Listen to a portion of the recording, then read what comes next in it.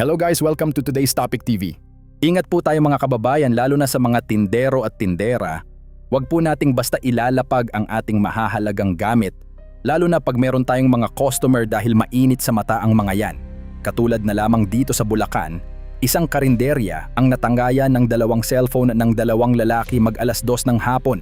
Sa video makikita ang dalawang individual na abala sa kanilang ginagawa nang may lumapit na dalawang lalaking sakay ng motor at bumili ng ulam at dalawang kanin. At dahil may customer, tumayo ang tinderong may hawak ng cellphone at nilapag niya ito sa mesa.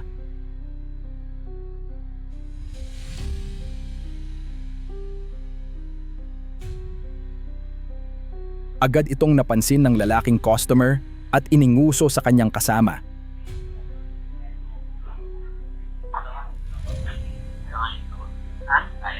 May kanin.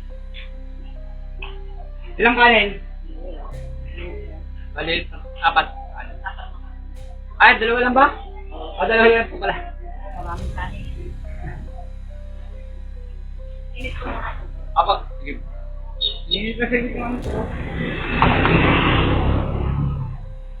Kaya agad na bumaba ang lalaki sa kanyang motor at nagkunwaring makikiinom ng tubig para makapasok sa loob.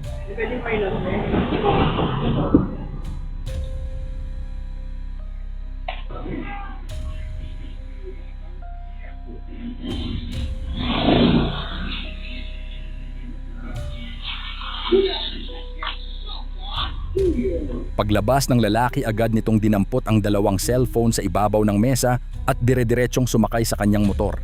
Kaya ang lalaking bumibili kunwari ay sinabing babalikan na lang nila ang biniling pagkain sabay harurot ng kanilang motor.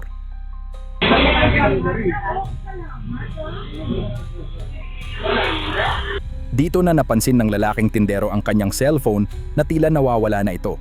Pati ang cellphone ng babae ay nawawala na rin, kaya dito na sila kinabahan at nataranta.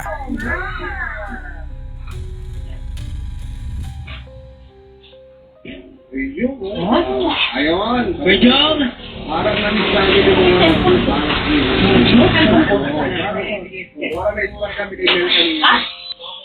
Samantala, isang lalaki naman ang nagnakaw ng pabango sa isang tindahan sa Naga, Cebu. Ang tindera na may walang kamalay-malay na nililinlang lang pala siya nito kung ano-ano ang tinatanong at ipinapalista nitong pabango. Taktika lang pala niya iyon para lituhin at abalahin ang tindera sa kanyang pagnanakaw.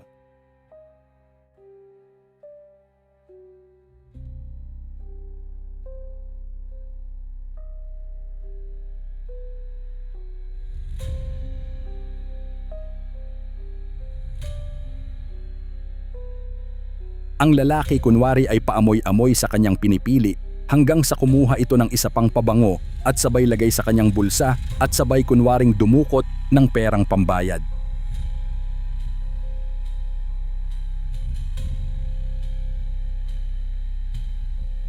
Nagpalista pa ng nagpalista ang lalaki na animoy bibili.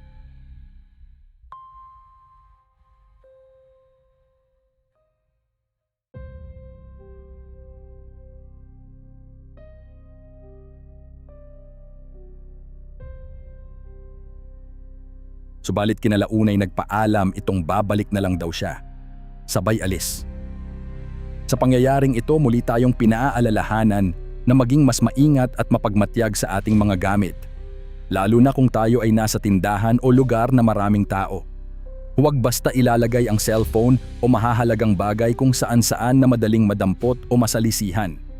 Sa mga negosyante at empleyado, mahalagang bantayan din ang mga pumapasok na customer at siguraduhing ligtas ang mga gamit sa loob ng tindahan.